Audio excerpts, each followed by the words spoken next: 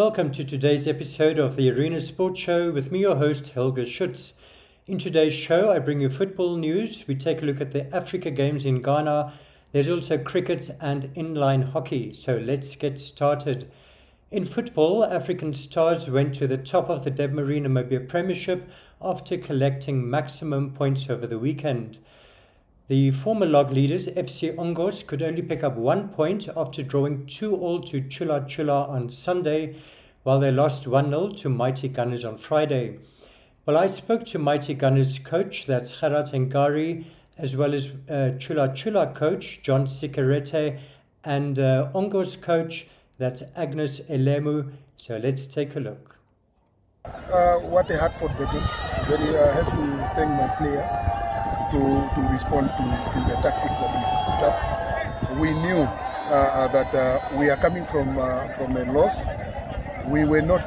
We came here with an aim of coming to collect maximum points. We knew that Ongos need them much more than us because they are on top. So I'm happy. There is no other better way to bounce back than this one, especially winning against a team that is leading the league. Coach, your match today 2-2, but you were not on the bench side.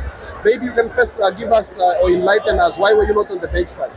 I got suspended yesterday before even the match kicked off. So by questioning the time, because the game was delayed, we were supposed to play at 1600 hour. And after 15 minutes, the game did not start. 20 minutes, the game did not start. So I have to walk down from the bench to go and ask why the players are still held there and they cannot come and play. I was told by the commissioner that because there are other people, supporters are still outside, so the game cannot kick off. So I question the integrity that the fixture says 1600 hour I should start the game because I have to play and travel to Windhoek again and play. I came from very far. But then I was told I've been acting rude. So before the match kicked off, I was told I'm not going to be part of the match. So I'm serving the ban now. This is the first match. Yesterday and today, 2 matches now. So that's that.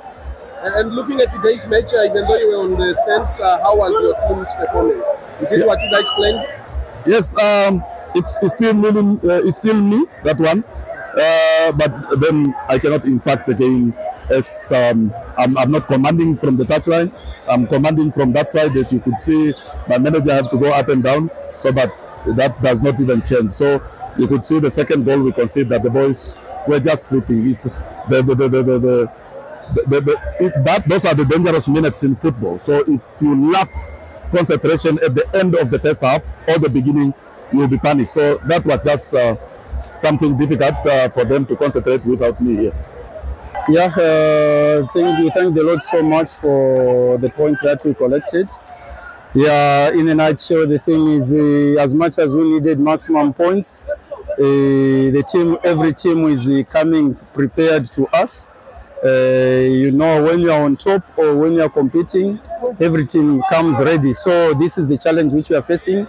And what we have to do is we have to pick up ourselves and then try and collect maximum points as much as possible. Right, and Stars yesterday winning against Julino, so they're putting away. How do you feel about the title race? No, the title race is still on. We'll continue going. We still have a few more games to go, plus a game in hand. We just want to bring back our consistency of winning.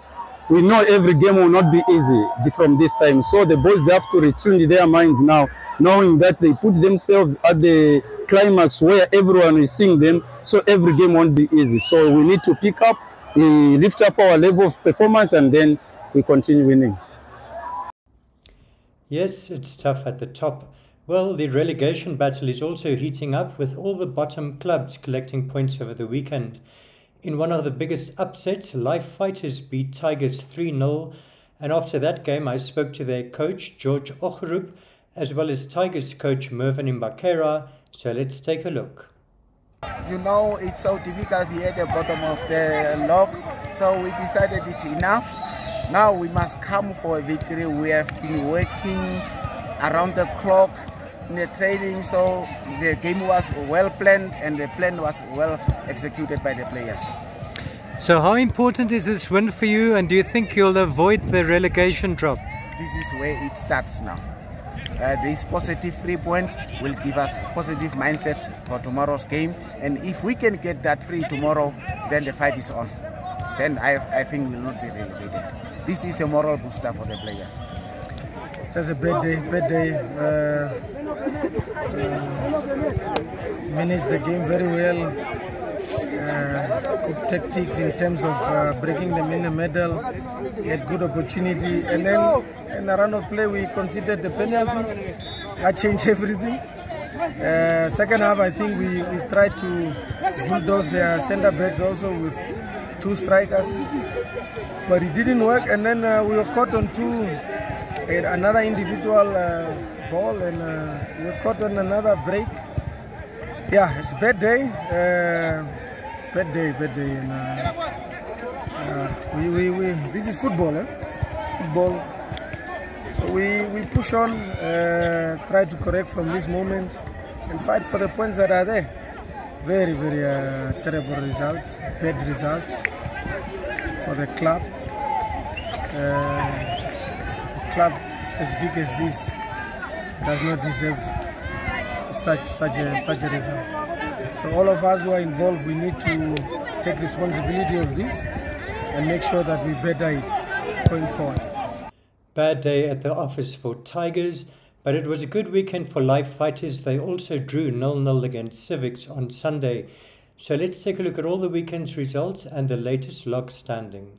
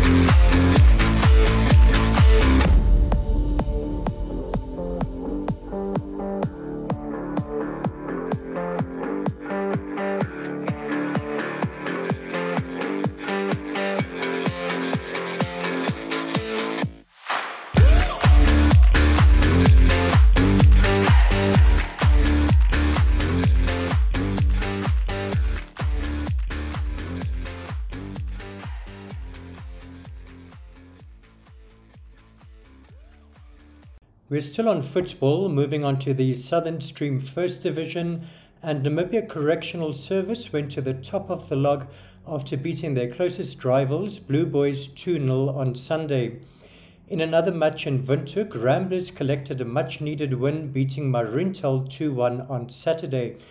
After the game, I spoke to Ramblers coach Charles Henjo, as well as Marintel coach Donovan Swartz. So let's take a look. We are set from the bottom in the log, so we're not at a very good place. So we have to get every point. I thought we did very well. We scored 2 goals and defended those 2 goals. We conceded 1. I think we did well. We are doing our best considering where we are. Right, and why would you say you're so low down on the log? What's going wrong? We didn't start well. We didn't start very well the second time around, but we are trying. We went out 2 games to Kitmans and Oranjemund. We won 1, we lost 1. I think the play is okay. We just need to get the scoring right. Then we will be fine. So what you're aiming for? I mean, we are aiming for middle table should be okay. We are not unrealistic. We're okay. I think we had a lot of chances to capitalize on, and then just silly mistakes cost us the game. Right, it looked like you actually dominated possession, as you say, lots of chances. So you're a bit unhappy with the loss there? Very unhappy, because we needed these 3 points in preparation for what we want to achieve going forward. Right. And Donovan, tell us in general, how is soccer in Marintel going? It's okay. We are struggling, but we want to go up to the Premier League. That's our aim. You have a lot of talent here in your team. There's a lot of young boys. Yeah. And you, of course, we know you. You were an Orlando Pirates midfielder. So how's it to coach now? It's another experience, but I'm loving it. Okay, good luck. Thank you, man. Moving on to the Africa Games now, and Namibia got off to a very good start after winning 4 medals over the weekend. On Sunday, Ronan Vantenaar won a gold medal in the men's 100-meter breaststroke, while on Saturday, Zander Skinner won a silver medal in the men's 100-meter freestyle and Jessica Humphrey a bronze medal in the women's 200-meter breaststroke.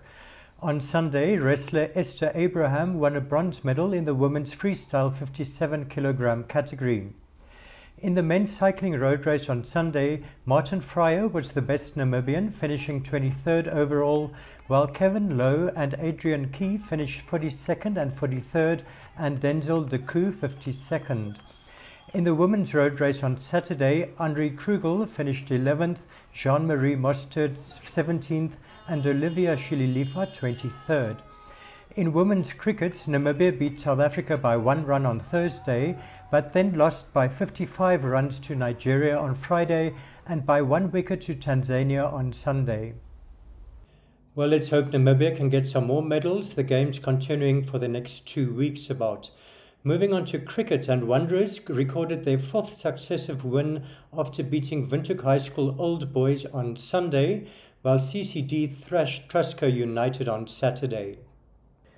In cricket news, Wanderers beat Windhoek High School Old Boys by 7 wickets on Sunday. Old Boys were all out for 129, with Malan Krier scoring 62, Zane Green 24 and Tangeni Lungameni 27. Wanderers replied with 130 for 3, with JC Bolt scoring 41, Nico Daven 38 and JJ Smith 30 not out. On Saturday, CCD beat Trusco United by 8 wickets. United was skittled out for only 34 runs, with Ben Shikongo taking a fantastic 8 wickets for 16 runs. CCD then comfortably reached the target with a loss of only 2 wickets. Wanderers now lead the log on 16 points, followed by CCD on 12, Old Boys on 8 and United on 0 points. Let's move on to inline hockey, and Kamikaze Inline Hockey Club recently inaugurated its new inline hockey rink at the DTS Sport Club. I spoke to the chairman of Kamikaze, Gunter Goodside. Let's take a look. Yeah, we used to have a rink built from concrete walls for quite many of years actually, and that is quite a dangerous thing for our players, because the boards and glass we have got now, if you skate into them, they give way. And with the concrete walls, obviously, they don't give way, and we had a lot of injuries with that. But obviously, because of finances, we could never upgrade. And now, after 3-4 years of hard work, we were able to import a second-hand rink, boards and glass, what I mean.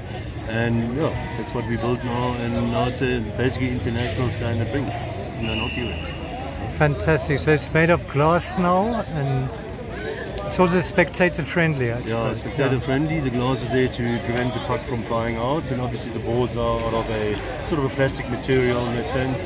But the whole rink is sort of constructed that if you really skate into it, it gives way and it comes back, and at least you don't break your bones. Okay. And you've also got a friendly tournament on today, so tell us about that. Yeah, that's our Ironman tournament. It's a friendly game between all the clubs. I mean, we know 4 clubs in Namibia in that sense, and everybody comes together and just have fun. It's just a hockey game. Everybody dresses up.